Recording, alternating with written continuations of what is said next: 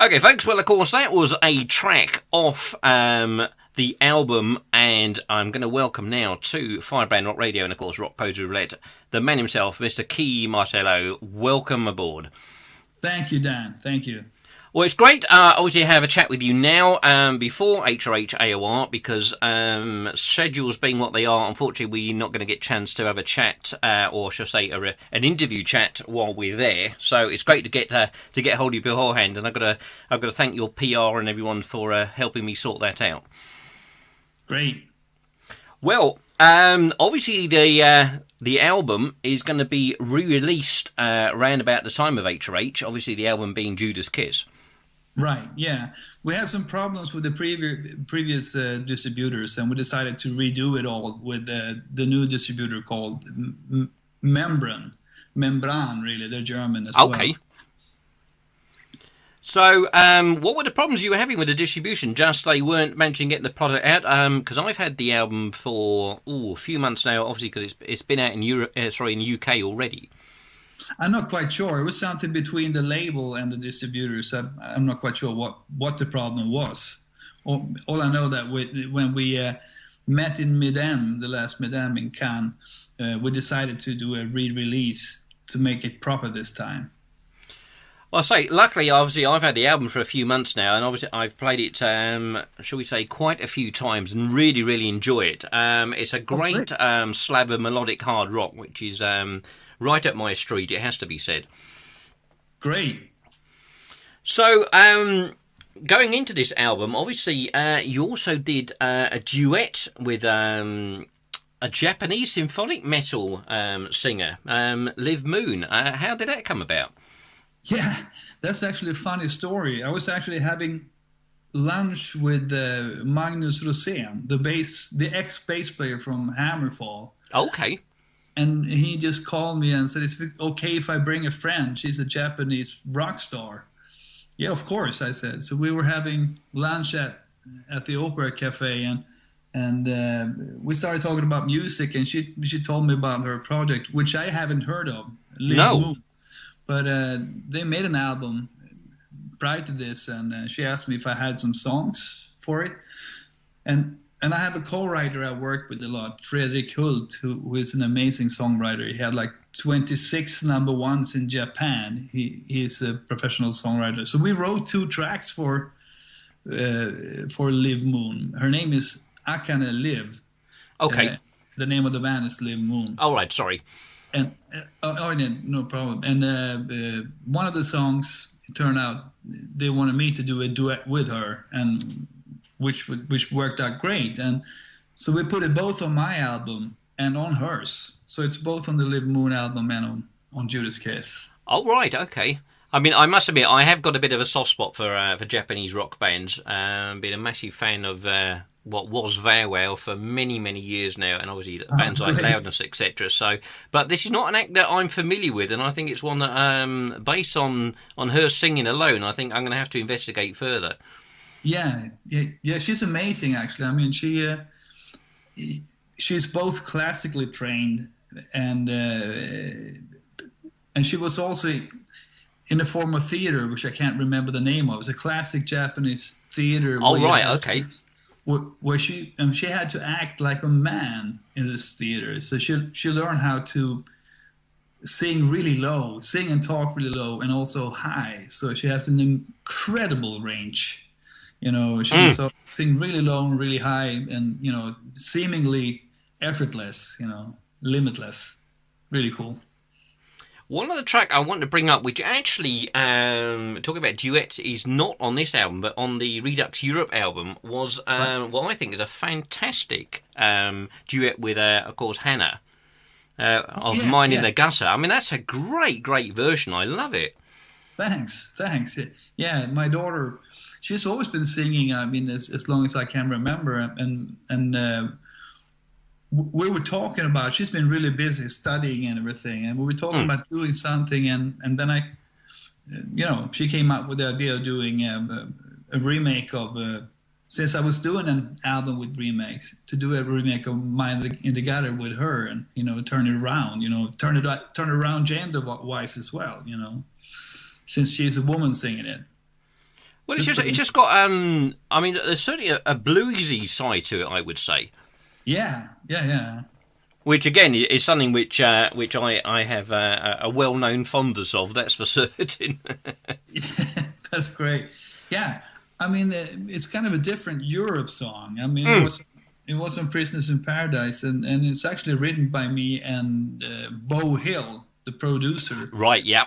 The Texas guy, and it's one of those offbeat songs we had in the batch when he came into the studio, and he really enjoyed it. So that's the reason why it turned out this way. And so it was kind of easy for me to pick it up again, since I feel close to it with the bluesiness and all that.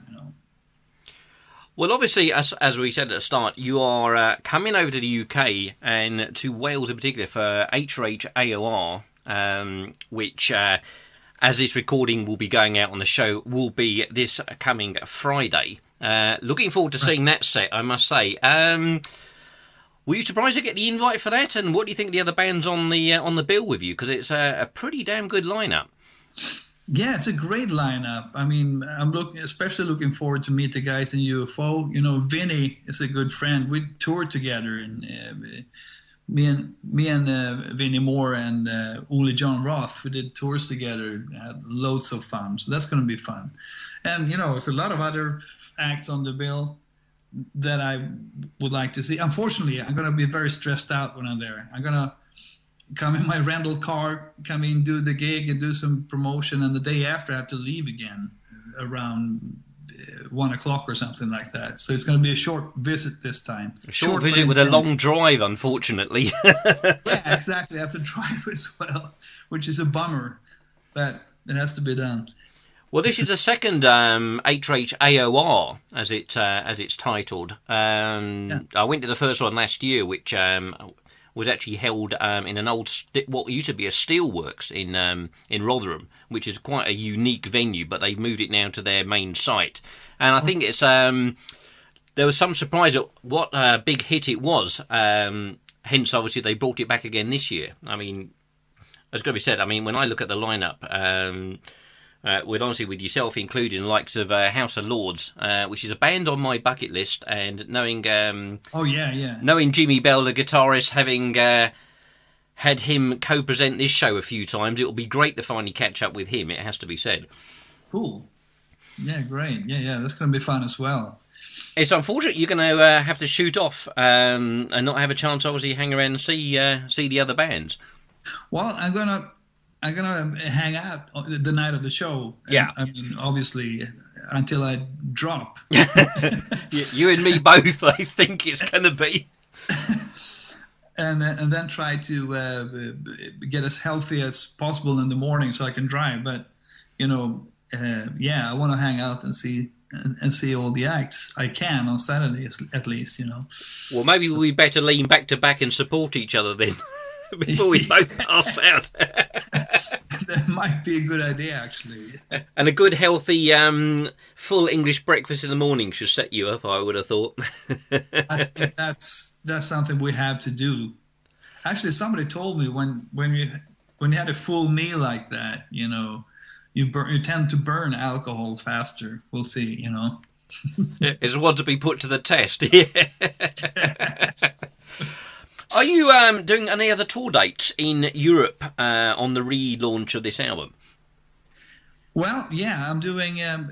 First of all, right now I don't know if you're familiar with this, but I'm doing Rock of Ages in Gothenburg. Oh, right, okay, yes, I'm familiar. Of course, the musical, and of course, then they had the film with Tom Cruise, etc. Exactly. But what happened was at the end of 2012, I guess. Yeah, I got a call from the producers. To Entertain is the name of the company, and they asked me if I wanted to be in Rock of Ages, and I really hadn't heard about it at that point. So they brought me to London to see that on West End, and I didn't see myself in it. So, the band was kind of hidden behind the cost and everything, so I didn't. So I said that I wasn't really that interested, and then they told me, we're going to do a different thing for the Swedish production. We're going to write you into the script, so you're going to play yourself. Oh, right. So for about 1.5 years now, this is the third season. We did 2 seasons in Stockholm and now one in Gothenburg. I'm on stage, I have lines where I speak, and I'm acting as Kee Marchello, which is kind of weird, but also natural in a way, So I do a lot of playing, a lot of singing, and some acting, and I'm really happy with it. But on May 3rd, this is over for this time anyway, and I feel I have to move on and do some other stuff. Right. And then I'm doing a tour around Europe with 2M, which is me and Marcello Murray, me and Neal Murray. Oh, right. Oh, Neal Murray, yes. And, of course, funny enough, there's a link back, because, of course, he played in Vairwell for a while. Oh, yeah, he did. Yeah, I remember this. This was years ago, wasn't it? Oh, this will be 1988/89 it will be, if my memory serves me right. That's so funny, because I met Neal in 87 or 88 at the Hammersmith Odeon, and we started to hang out, and once in a while, and then I heard he moved to Japan to play with that band, and we were on tour in Japan, and we were in the tour, all of us in the tour bus on the way to the venue, and about halfway somebody spots Neal. That's Neal. Yeah, I probably can't miss him in Japan, seeing he's like twice the height of them all. Exactly. He was really sticking out. So we just stopped the bus and picked him up, and he came with us. Wow. That was just some coincidence, you meet somebody in Tokyo. Indeed. But, I kept bumping into Neal. He had a sort of a reputation as what the English call a bit of a ligger. He used to go around to lots of parties, etc. And I seemed to be forever bumping into him. Yeah. Wherever I went. But, of course, he's been involved with a musical as well, because he was playing bass in the backing band for We Will Rock You in London. Exactly. And their finale is also in May. Right. Or is it June? No, end of May, I think. So he's been there for many years. About a decade, I think, So probably at least, I would have thought. Yeah, absolutely. Yeah. So that's going to be fun, though. We're gonna play some of my material on that tour as well, and some other stuff. So that's going to be fun. We're doing like 14 gigs in end of May to June. Then I have a couple of other projects I have to go into, and then this coming fall, I'm going to do a solo tour again, a multi-country tour for 1.5-2 months. It's in the works right now, the planning. Who's your backing band? At HRH AOR, and obviously then on that part of the tour. It's my backing band is 3 of the guys from Dynasty. Oh, right. Now, there's a band that I am eagerly anticipating their new album. Great band. Yeah. Love them. Yeah, they're great. And the funny thing is, George Egg, the drummer, is actually the drummer of Rock of Ages. So we play together 4 shows a night now, and that's where it started, so to speak. I met up with George, and we got really well together,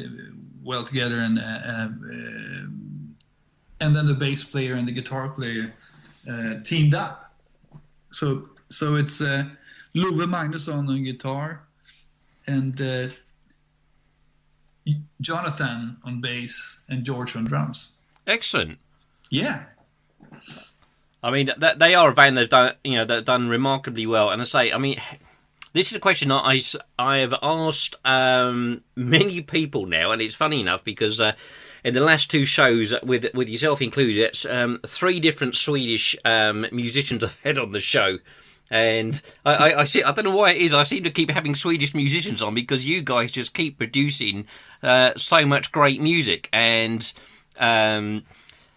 the closest anyone's ever come to an answer as to why was lots of long dark nights and an enormous amount of alcohol. But I don't know what your take is on it. That could be part of the answer. Seriously, I think so. And what's there else to do? But also, I think we have amazing music schools here in Sweden. Right. And actually, it's really easy to get a hold of a rehearsal place, even in the big cities, which is quite unusual, I guess. You know. Okay. So I think Swedes love their music, and there's a lot of really good players here, and young ones. I do clinics once in a while, so I see all the new young guns popping up, and they're all yeah, great. absolutely. Yeah. Well, I mean, young bands. I mean, last week I had Eric Rivers from Heat on the show again. I mean, there's one young Swedish band who are absolutely phenomenal. Yeah. There you go. It's kind of funny because both Heat and Dynasty kind of remind me of me in a way. I mean, right. The same kind of type of music I was doing in Europe and East Action back in the heydays. So it's funny that it kind of revives like this. Well, the heydays have sort of come back, really. Probably not quite as big as you and I remember, but it's got to be said that certainly the scene within Europe is very, very healthy rock music-wise at the moment. Absolutely. And here in Sweden, another thing is Sweden Rock Festival, which of course is huge. Yeah, it's huge. It's way bigger than all the other mainstream top 40 festivals. This is much bigger, and it's like everyone interested in rock and roll turns up there every summer, and it doesn't look like there's an end to it either. It's getting bigger and bigger. It's amazing. It is. I mean, it's got to be said, that is one on my list to do at some point. I've had friends who've gone over and had an absolutely fantastic time. And obviously, and musicians and bands who have played it have all said that they've just had a wonderful time there. It's just amazing. It can't be missed. You've got to put it on your bucket list for sure. It is. Thankfully, being as old as I am, and my bucket list is luckily remarkably small. It has to be said. I could be one of these smug people who say, "Yeah, I saw that band the first time round." Right? Yeah. Well, Kee, it's been a fantastic pleasure having you on the show. I'm really looking forward to seeing you play on Friday. No doubt you and I probably share a drink, or hopefully at some point, or at least maybe prop each other up against the bar. But you bet. But looking forward to seeing you set on Friday, and hopefully Judas Kiss will get a great big boost with this re-release, because I really enjoy it. It's a great album, and I wish you all success with it. Thanks a lot, Dan. The pleasure is all mine. See you at HRHAOR. Cheers now, Kee. Thanks. Cheers. Now. Bye-bye. Bye-bye.